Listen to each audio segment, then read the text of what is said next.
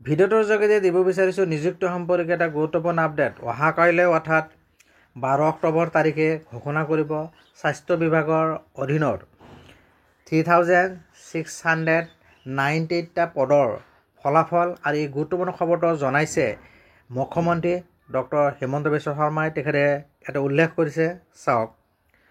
স্বচ্ছ নিযুক্তিৰ ক্ষেত্ৰত আন এক মাইলৰ খুঁটি। চিকিৎসা শিক্ষা সঞ্চালকালয়, স্বাস্থ্য সেৱা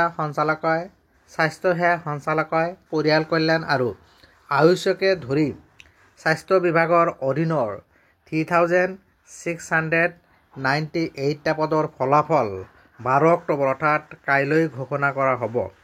স্বচ্ছ নিকা তথা মেধাৰ ভিত্তিত চৰকাৰী চাকৰি নিযুক্তিৰ প্ৰতিশ্ৰুতি পূৰণত এয়া আমাৰ এক অগ্ৰগামী খোজ।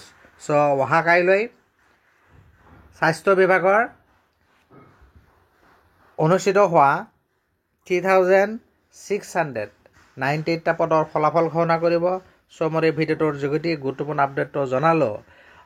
যিহেতু এই মাহতে 25-26 অক্টোবৰ তাৰিখমানতে প্ৰায় 35,000 পদৰ নিযুক্তি পত্ৰ প্ৰদান কৰিব।